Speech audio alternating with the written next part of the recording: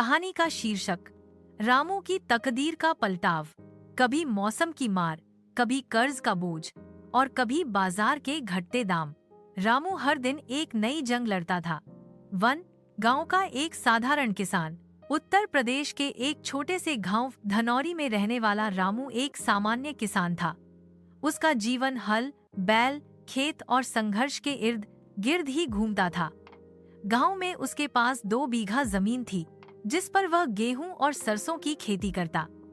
लेकिन पिछले कुछ सालों से मौसम की बेरुखी और फसलों के उचित दाम न मिलने के कारण उसका जीवन दुश्वार हो गया था।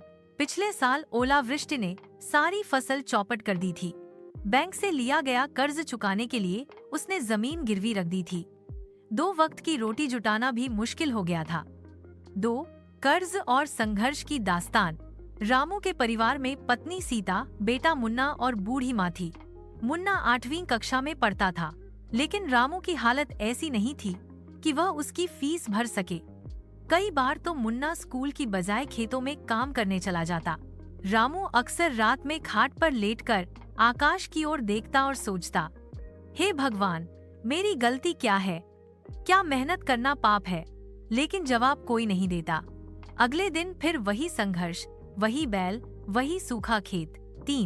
उम्मीद की आखिरी किरण।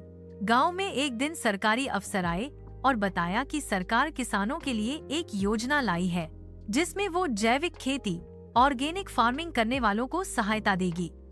रामू ने पहली बार सुना कि खाद और कीटनाशक के बिना भी खेती की जा सकती है। उसने ठान लिया, अब कुछ नया करना होगा, वरना मुन्ना भी खेत छोड़ शहर भाग जाएगा। रामू ने पुराने जमींदार बाबूजी से उधार बीज और गोबर खाद ली। उसने अपने छोटे खेत में जैविक तरीके से टमाटर, मिर्च और हल्दी बोई। चमत्कार की शुरुआत। 3 महीने बाद रामू की मेहनत रंग लाई। उसकी फसल न सिर्फ तंदुरुस्त थी, बल्कि उसका स्वाद भी अलग था। रामू अपने उत्पाद को नजदीकी मंडी ले गया, लेकिन वहां दलालों ने उसे सस्ते दाम देने की कोशिश की। तभी एक गो की महिला कार्यकर्ता ने उससे संपर्क किया और कहा, आपका माल बहुत अच्छा है, हम इसे शहर में सीधे ग्राहकों तक पहुंचाने में मदद करेंगे। रामू ने भरोसा कर उन्हें कुछ मात्रा में सब्जियां दी। 1 हफ्ते बाद जब वह मिला तो महिला ने 5 गुना पैसे लौटाए। रामू चौंक गया, इतने पैसे? ये तो पहले की कमाई से कई गुना ज्यादा है। किस्मत का पलटाव। निंजो ने रामू की कहानी एक सोशल मीडिया वीडियो में दिखाई। वह वायरल हो गया। जल्द ही रामू जैविक खेती का स्थानीय हीरो बन गया। लोग उससे मिलने आए, खेत देखने आए। कुछ महीनों में उसने अपनी गिरवी जमीन छुड़ा ली, फिर एक नई मोटरसाइकिल खरीदी, मुन्ना का स्कूल में नाम लिखा और उसकी पत्नी सीता को एक छोटा जैविक अचार बनाने का व्यवसाय शुरू कराया।